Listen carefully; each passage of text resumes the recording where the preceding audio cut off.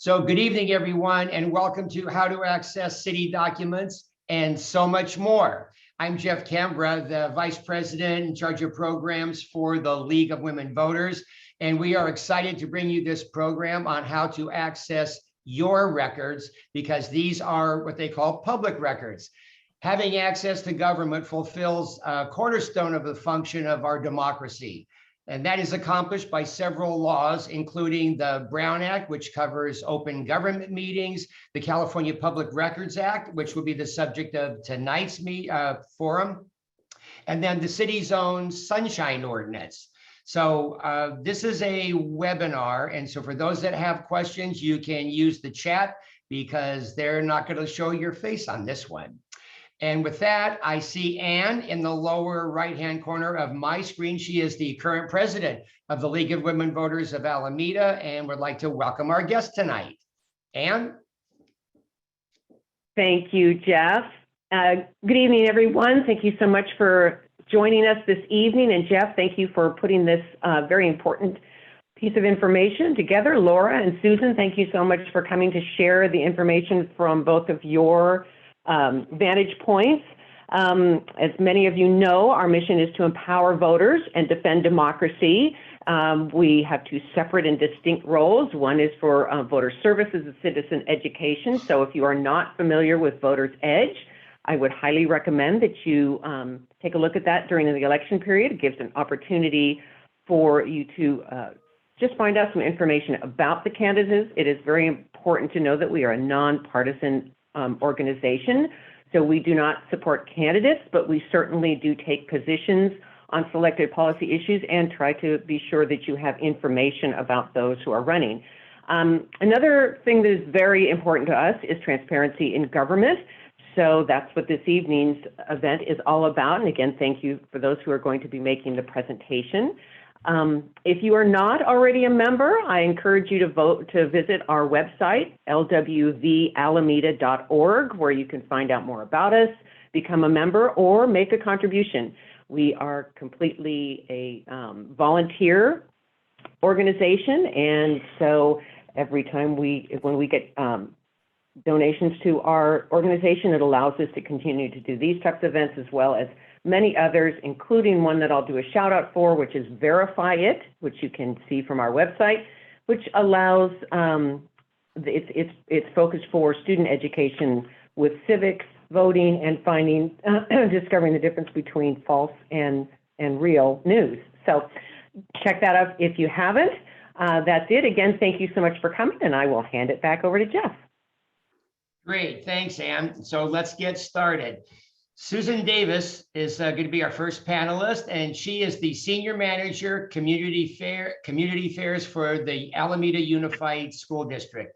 In that role, she manages internal and external communications, including the district's website, social media, accounts, newsletters, communication strategies, media relations, and public records requests. She received her BA from Bard College, her master's degree in journalism from UC Berkeley, go Bears, and her public relations credential from the Public Relations Society of America. She will be providing a broad overview of the California Public Records Act, and then later in the program, we'll describe the process for submitting a public records request to the Alameda Unified School District. So with no further ado, you have the square on the computer, Susan. And I think I get the big square, right? Yes, you get the big square. Let me just share my screen super fast. How's that? Can you see it? Yes, looks great. Great. And by the way, let me just remind all of our viewers that if they have a question, they can put it into the chat. And Ashley is going to be monitoring those tonight for me. Okay, take it away. Okay, thank you so much. And thank you all for coming tonight. And thank you to the League of Women Voters for inviting me to come tonight. So before I even start, I do have to give a disclaimer that I am not an attorney. I do handle public records requests for the Alameda Unified School District. The California Public Records Act can be complex and quite legalistic sometimes. So what I'm presenting tonight is really meant to empower those of you who don't know how to do public records requests, how to do it. I'm very much taking a layperson's perspective on this. And if you have questions that I can't answer, I promise that I will get the answer to that and then get it back to you somehow, either directly or through the League of Women Voters. So the California Public Records Act was created for two reasons, or really one primary reason, which it was created in order to give the public access to information that allows them to monitor how their government operates. And as Jeff was just saying, this is kind of transparency as a cornerstone of our democracy. And it gives citizens two rights: the right to inspect public records, so existing public records that you would go to the agency office to look at, or the right to receive copies of those records. And these days, most times those copies are actually digitized because that's easier both on our end and on the requester's end. The California Public Records Act applies to all local and state agencies, and it includes, and unfortunately, I can't, I'm not going to be able to see this. I'm having a little trouble with the visibility. Okay, wait a minute.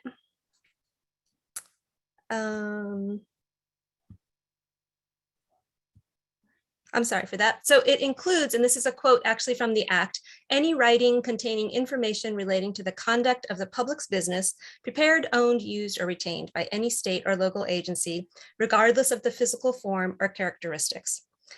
So that term writing is actually very broad, and it doesn't just include writing. It also includes, it does include things like official documents, emails, status memos. Could be handwritten documents, it could be computer generated documents, but it also includes things that we don't typically think of as writing, like slides or drawings or charts or graphs. And one thing to keep in mind is that although most of our government records are subject to the California Public Records Act, we don't have, as an agency, a duty to create a record that does not exist. So sometimes people will write in and ask for, you know, a list of all the POs for all of the personal protective equipment that you bought in 2021. We're not actually going to generate that list for you as a Word document. We're going to send you the records that we have in the form that we have them. And who can submit a Records Act? Anyone. You don't have to be a resident of California. You don't have to be even a resident of the United States. You don't have to be 18 years or older. You can be a minor. Anyone can submit a Public Records Act. Anyone has the right to look at the records of an agency, and no one person has a greater right to records than other people. So for instance, journalists don't have a greater right to records than other people.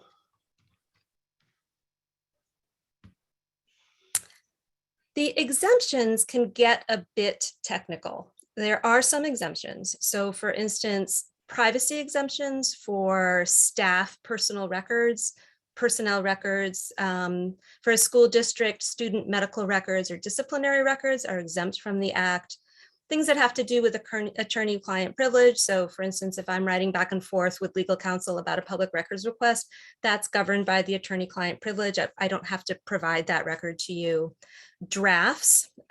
So the draft of a parcel tax oversight committee annual report does not have to be disclosed because we need to have the ability to actually create drafts before we have the final version ready for the public.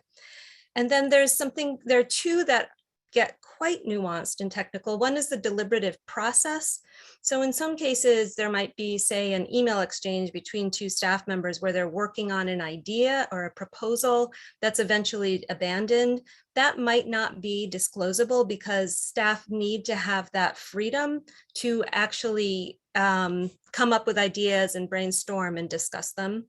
And then there's what's called a balancing test. And in a balancing test, an agency will look at what has the greater value, disclosure of the public record or non-disclosure of the public record.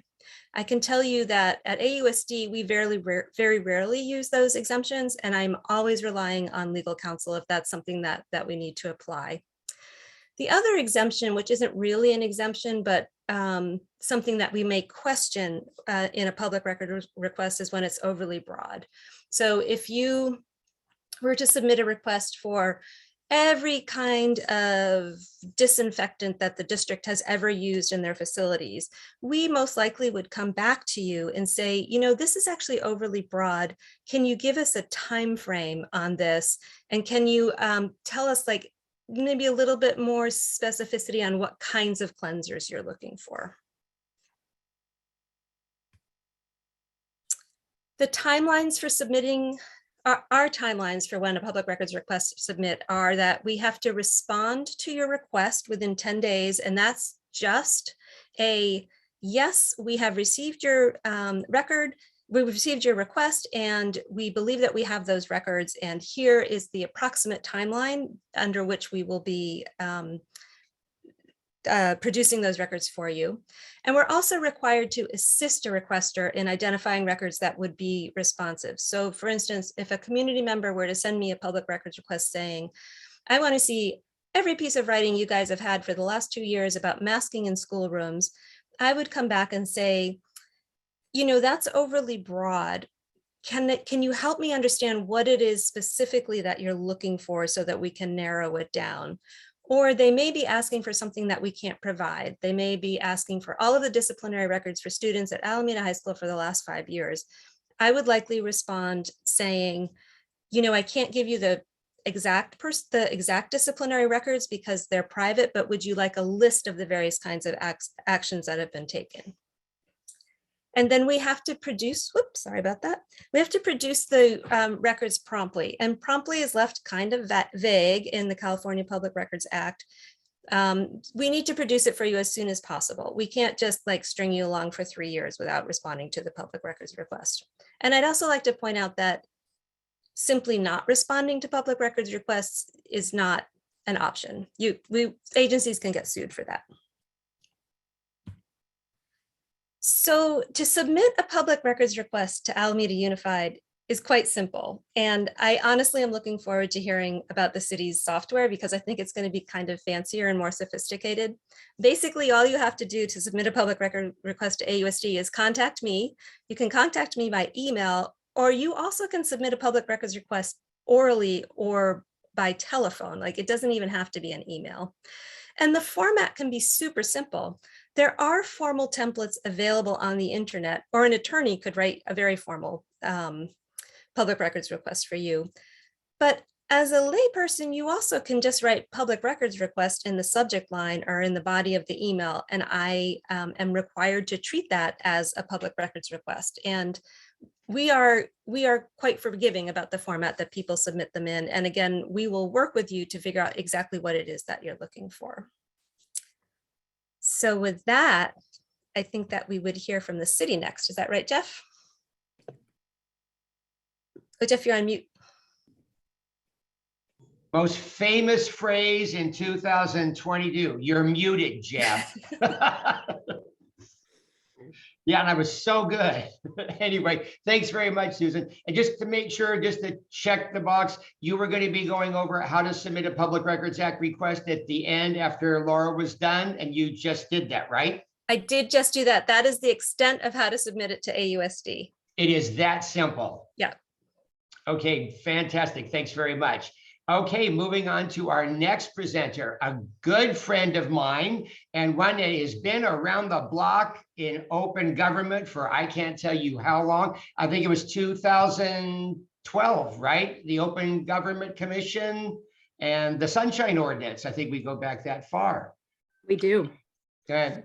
Anyway, let me introduce Lara Weisiger. She has been with the city of Alameda since 1997 and was appointed city clerk in 2001.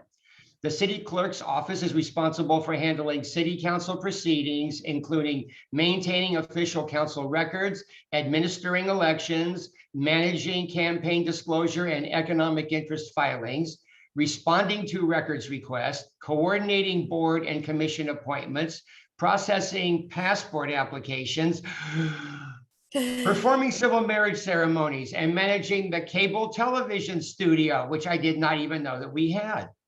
Laura is extremely interested in transparency. She staffed the Sunshine Ordinance Task Force, handled implementation of the Sunshine Ordinance, and supports the Open Government Commission.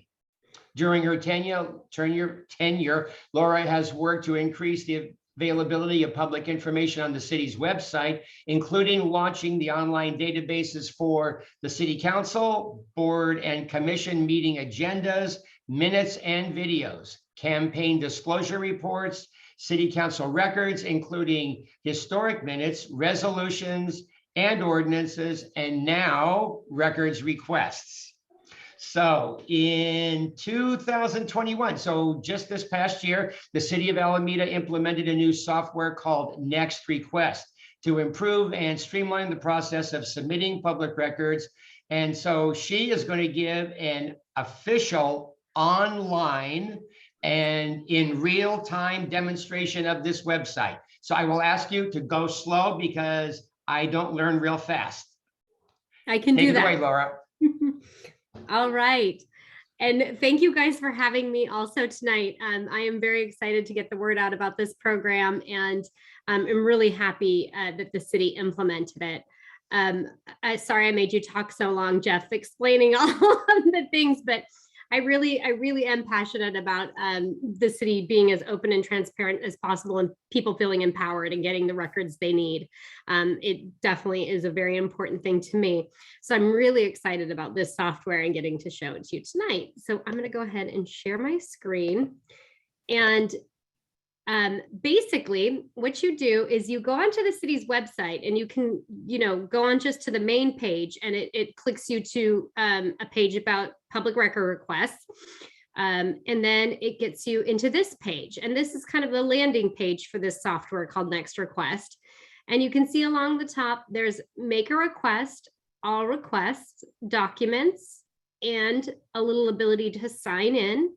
Anybody can sign in with any email address. And then along the bottom here, there's some frequently asked questions, a way to get help if you need some, and privacy and terms. The middle section is also kind of navigates along the same as this. There's a way to search requests, and there's a way to make requests. So this is a little bit repetitive of what's up here, but easier for people to find. So very first thing I'll do is I'll go into make a request, like we're making a request, as if we're making a request tonight. So this is the landing page to make a request.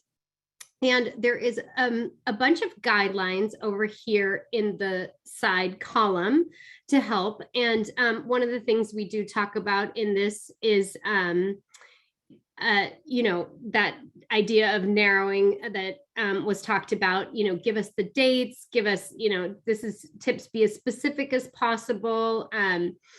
And then, people do not have to create an account and sign in to do this. They can do this anonymously and without ever submitting any information. The benefit of including an email address is you'll get updates.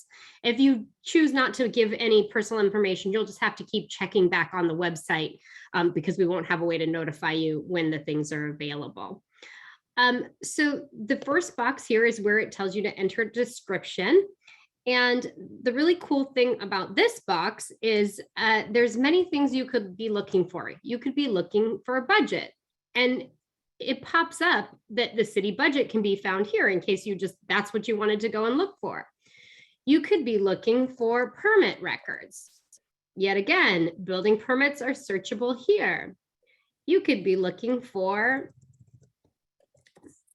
city council minutes. And this tells you how to get to the city council minutes. So there's already a tool to try and assist people if they just didn't know where to go on the website and they just thought they needed to submit a record request. Well, it guides you to various things. Not everything has it. So if you were looking for a report on speeding, or traffic calming, let's just say traffic calming. Oh, that even has someone. Darn, I thought I was picking something, but something came up for traffic safety. So how about stop signs? Maybe I'm trying to find something that I didn't create one for. Okay, if you were looking for stop signs, nothing comes up. So, and if you wanted to know how many stop signs in 2004, you could put something as simple as that. The next field that is required, so that box and this box are the only two required fields, is to select a department. If you don't know the department, you can always put city clerk.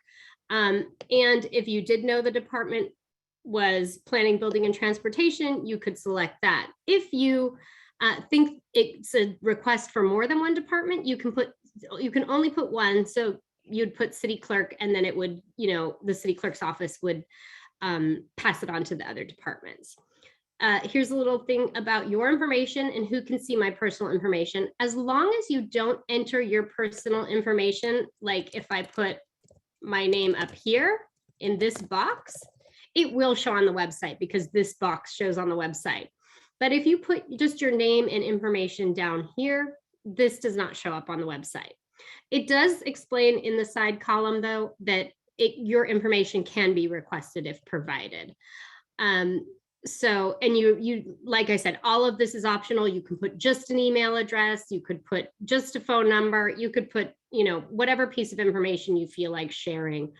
And then if I was pleased with this, I would simply make a request. And if I was a user who had already created, then it'll offer you to make an account at the end. And if I was a user who already had an account, I could always go to this sign in function and sign in before even making the request, and everything that I had provided for my personal information would already pre-populate. So the nice thing about this is you can submit these requests the second it pops into your head. If you wake up at 3 in the night, like some of us do, and when we're like thinking of something and go, oh my gosh, that's what I wanted from the city, you can make the request right then and there. So it's, always up on the website and always available. The other cool thing is we'll go into all requests, is that every request that has been made in this system, and there's been 361 of them, is available to you. So you can also search at 3 in the morning when you're sleepless, every single record request that has been made. You can simply flip through them and filter through them. You can, oops, did my screen just disappear for a second? Sorry about that. You can sort by which department, let's see, you can sort by which department it was assigned to. And see everything that Public Works has responded to here. You could sort by status to see, let's see, which requests are still the open request, if there's been one that you were tracking and you wanted to see if it was still open. There's all, there's different ways you can sort, within these fields. And so that is basically the all requests. The next thing you could look for is, let's see if there was any request ever for stop signs. Okay, there was a few. So these are now it's showing you 5 out of 360 requests that pertain to stop signs. You could also have said, oh, I just want to see the open cases that pertain to stop signs. Well, there's 2. And you could even go filter further and say, well, I just wanted to see those that were assigned to Public Works.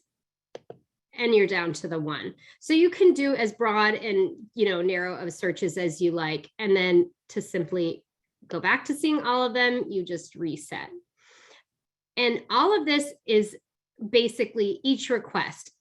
You could click on the individual requests. You can read through the request. You can see the information for the request all here. And you can flip through if you're really bored and just read each one and go, one by one through them. So let's see, I was trying to find one. Here we go. So here is, oh, that one's an example where somebody was requesting information about a requester. I was trying to find one with a document attached so I could show you all what that looks like.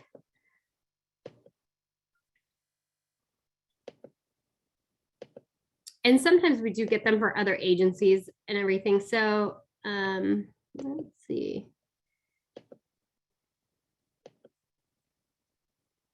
Okay, so here, this one was for SSHRB meetings and videos. So here you can see all of the documents that were attached to it. You can see that all of the documents have been provided and that this request is closed. If you also wanted to look just simply, the other great thing this software does is, one thing, when we handled records requests internally in the past, we always kept a record of what we provided and when we provided it and all of that. But now this is all publicly available. So that is just so powerful, because you can say, oh, I want to see what other people are looking for and what they're requesting. And you don't even have to look at the request. You can go straight into where the documents are all archived, and you can see, oh, here's the 691 documents that have been provided so far. You could sort it by the most recently uploaded documents. You could sort it by the most frequently downloaded documents. And you could also sort it by the request number. So yet again, you can use these fields and columns to do your sorting. So, and this is the same as the request page, where you can say anything. I happen to see the word environmental. You could do the same thing, and you could look for everything that's been provided that's pertaining to environmental issues. And then when you open these documents, the documents here, and has a list. I wanted to go back because I think, and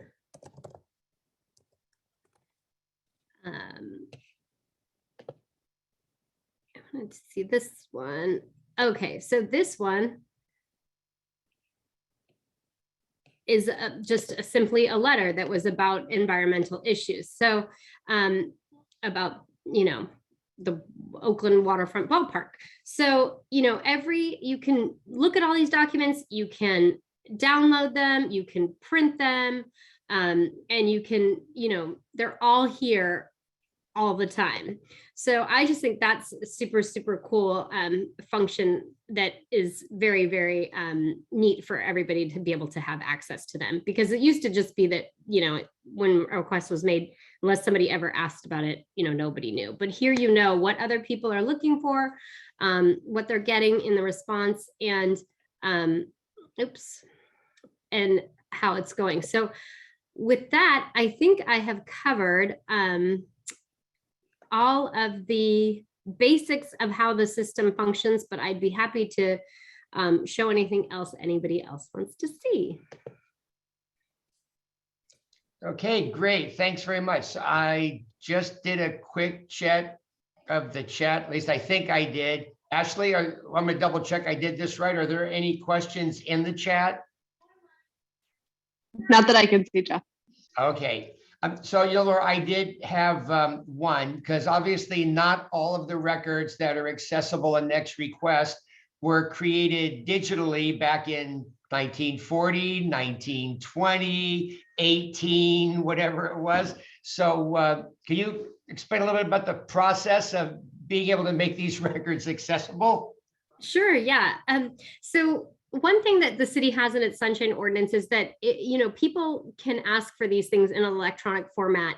And, the city should produce it in an electronic format if possible. And most of us can quickly scan the documents we find as fast as we can make a copy of it. So we tend to provide everything electronically. Like, I received a request for a 1947 report, and we scanned it in and sent it off as soon as it was requested.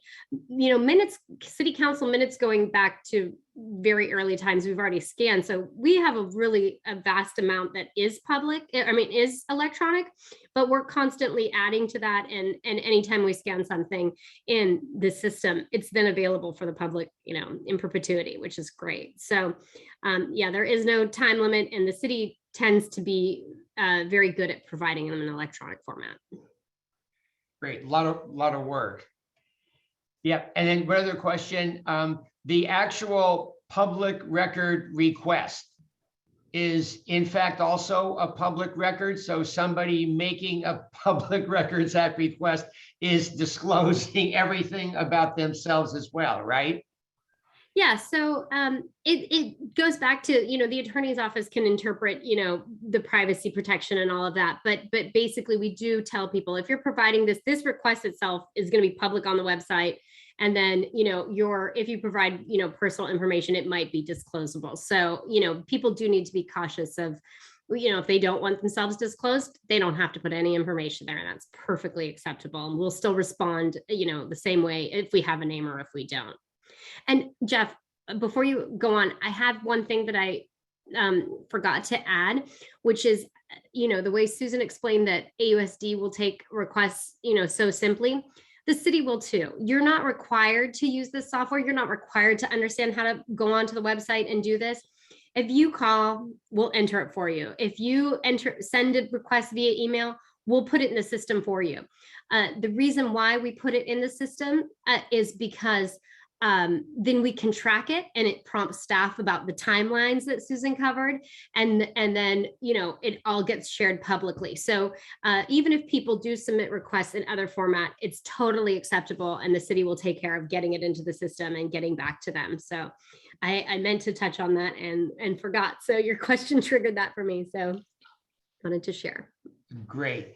And then Susan, a question for you. If the public doesn't know that you are the person responsible for doing these things, what's the process if somebody would like to go get an information from AUSD? So they could search for public records request on our website, and there's also a link to it on our homepage. But they also, if they didn't go on the webpage, they could just call our main number, which is 337-7000, and the call would be forwarded to me, and then I would talk to the requester about how to submit the request. Great, wonderful. Because I had a situation come up that somebody called me many, many years ago when I was working for another jurisdiction that said, hi, I asked the guy that was working on the street how to get a copy of what you guys are doing. Yeah, and so having people understand, or maybe staff from both AUSD and from the city, that, if something like that comes up, just let you know, give you a heads up. Yeah. Because I think both of you have said it's pretty informal, right? You can take a request almost anyway, but it does need to get to the right person. Yeah. And then it sounds like we know both have the same philosophy or spirit about it, which is that we want to help the public get the records that they're looking for, right? We're committed to that transparency. Right. And yet, Laura, not a question for you, but I think there were some frequently asked questions, and I think two that should be highlighted, that would, actually one question that would save you some time, is that there are two city agencies or departments that actually process these separately from the city proper. And so I thought it might be a good idea just to make sure that people know that not everything is going to get processed through the city clerk's office. Yes. So thank you for that, Jeff. The Alameda Housing Authority is actually a separate entity than the city. We used to be joined, and now we've split apart again. And so their requests are all handled separately through them. And in the sidebar and in the frequently asked questions, we do explain that please submit those requests. However, if they do come through, we're still going to forward it on to the Housing Authority, and we'll let them know. But we just want people to know there's an email address right there. There's a phone number right there. They can contact the Housing Authority directly and hopefully get the support they need. The other city department that doesn't use it is actually the police department. And the reason why the police department doesn't use it is because they have a completely very specific different set of rules that they have to follow for requests. And they get the bulk of them in the city. And there's a lot of their requests that are confidential, the material's confidential, and or they have to do a lot of redactions. And so the police department does not use the software.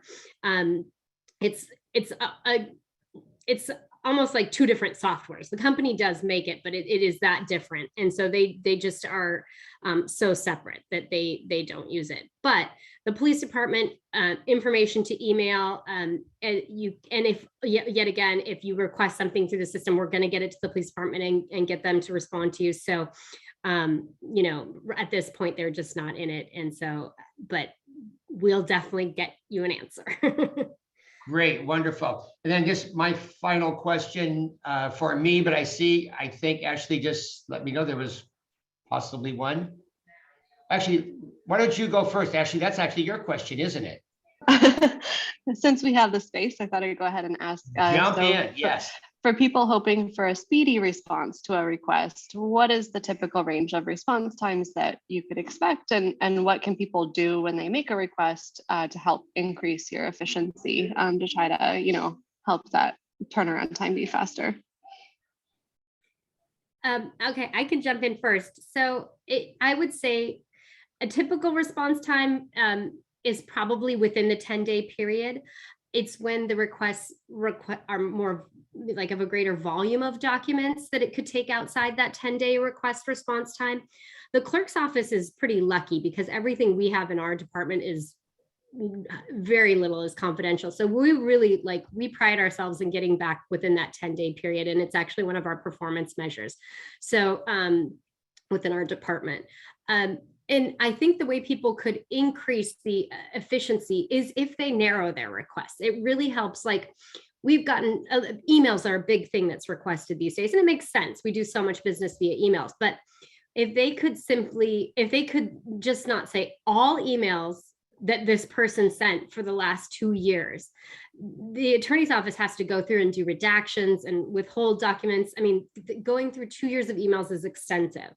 If you think the person sent an email and you know who they sent it to, and you know it was in, you know, a few month period, even that much narrowing would help tremendously, and you'd get a response a lot faster than just this big broad sweeping. Okay, and then do you have anything you'd like to add then, Susan? Yeah, I think so. There are definitely some records that we can send very quickly within that 10-day format. And then, as Lara was saying, like for us, if it's a multi-department or involves multiple schools and our schools are in session, it can be really quite hard to help staff find the time to gather up all these documents. And then if things need to be redacted, like in emails, it can sometimes take as long as 3 months. But we're still working on it. So even when it's taking a long time, it's only because it's so very, very, very large and we have to do so much to process the information. Okay. And then there is a question.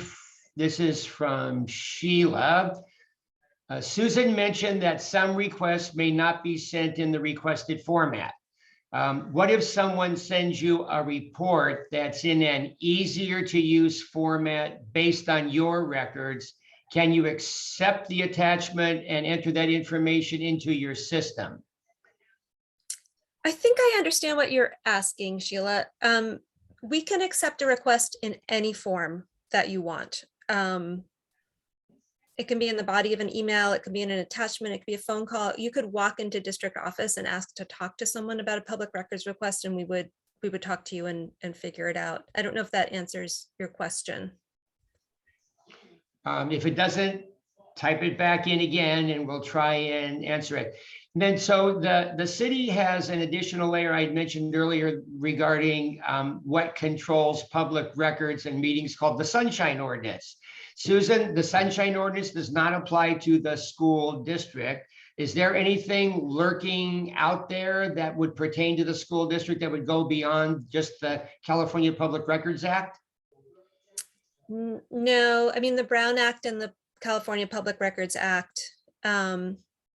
Certainly, we would be interested in talking to anyone from the Sunshine Commission about how those protocols might apply to the school district, but currently we don't have a Sunshine Act for ourselves.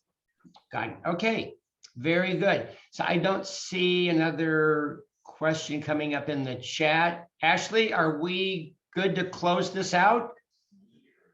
Oh, question. Can city clerk help person determine which government agency they should request records from? Yes, we do that a lot. One thing that we've been noticing in next request is we begin to get other addresses, like people doing searches for property information, and it's another address in another city. So what we'll tend to do is we'll say, this is in the city of Oakland, here's where you submit their requests, you know, or things like that. The other thing that we tend to get in the clerk's office is Alameda County and Alameda City sound really similar to people. And so we get a lot of vital record requests. And so, you know, they'll want something from the Alameda County clerk recorder instead of the Alameda City clerk. So, and we will redirect and explain to them how to get those documents, and hopefully they'll be able to get them from the other agency. Susan, do you get those kinds of requests as well? Oh, yes, I must get 5 calls or emails a day with people trying to reach the Alameda County Office of Education. Totally understandable, right? And I just help them figure out who they need to call at the county. All right, great. Well, thanks very much for that service. So I think that was the last. Oh, hang on. Oh, thank you. It just jumped on me here.